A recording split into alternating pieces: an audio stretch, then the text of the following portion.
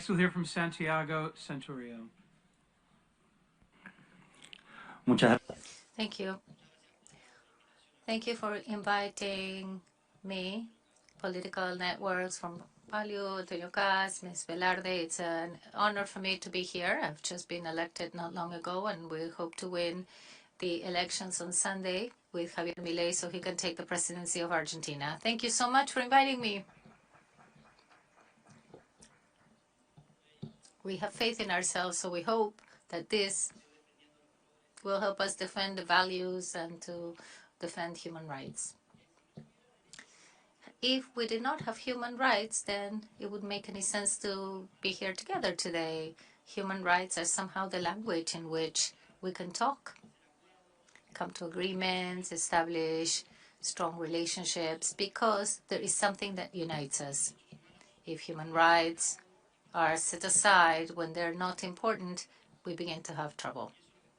And that is what the world is suffering from today. In the world, the Americas, Argentina, and many other countries that are here today. We have a huge problem with international bodies.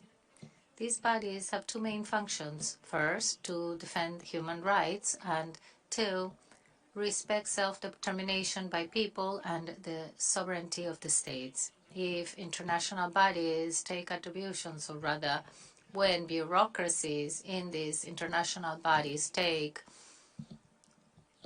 upon themselves things that go beyond the mandate that they have, then this is an attempt not just against the sovereignty of countries, but also against the nature of this said body. They lose credibility. They lose credibility to civil society or parliaments that try to replace our task with people that were not voted or elected, people who don't even know the people they're legislating for.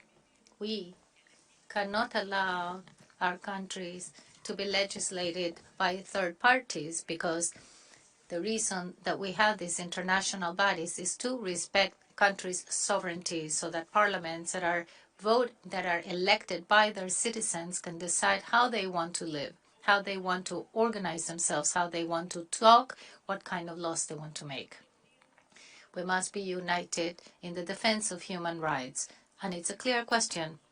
If we're not capable of agreeing in terms of defending the life of those who are most vulnerable, then what can we agree on?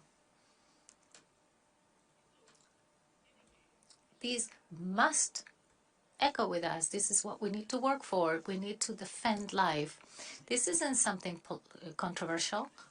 This isn't something that talks about divisions or gaps. It's quite the opposite. This can unite us. We cannot say that the most dangerous place in the world is a mother's womb. This is where the life is most at risk. We must defend this with more conviction and strongly. The state must protect. Families must promote this, just like we need to protect families from the states and governments' abuses, just like we have to protect states from abuses by international organs. There is a phrase that is attributed to Thomas Jefferson. The price of freedom is its constant vigilance. Our situation is that we must be eternally vigilant to defend human rights. We cannot have inflation of rights, call something that is not a human right, because then we are devaluating them. And if you devaluate human rights, then you provoke abuses. You call a right what's really a crime, and you call a crime what's really a right. That's why they want to cancel us, because the only way to defend the indefensible is to hide the truth and not letting our voice be heard. I see that in my country and all over. We're all witness that that is what's happening. In fact, it has been so serious that left movements are actually calling upon people saying you're going too far. Because those who are in the middle, who sometimes may wonder which side they're on, can see that we're being prosecuted, cancelled, hidden. And This is not a problem for us because we are already used to what happens when we defend what's most important, which is the dignity of a person. It doesn't matter if there's many of us, if we have an advantage, if we have power or do not have power, are in power. We will continue to do that because this is why we are.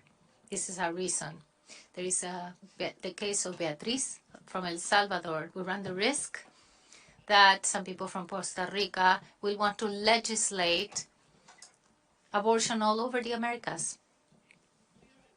That's serious, and in terms of defending human rights, and it's a serious attempt against sovereignty.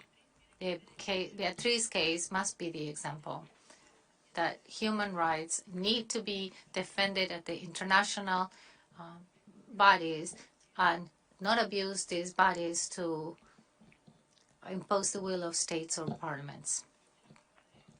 Tocqueville, when he came to the US, talked about the danger democracy suffers because it's a tyranny of the majority. The majority can impose its opinion or votes, which is what happened. It generates abuse. A majority imposes itself on a minority, but the risk today is the other way around. We have the tyranny of minorities, organized groups that are powerful, who have a lot of financial power, that want to impose their own decisions on the majority of the people and of the states. And we see this is happening at the international bodies. There is abuse. This is what we're experiencing. We cannot ignore it. Liberal democracies cannot be replaced by an international caste. We must remember this. We must be united together in the defense of human rights, the defense of the sovereignty of the states. I get very happy. I get very enthusiastic when I see how many of us are here today, each of the interventions, because it's clear to me that there's so many more of us who are defending the most sacred, the life and family. So what we're doing is worth doing. Finally, to conclude, I'd like to quote Maccabee. My candidate for president uses this a lot.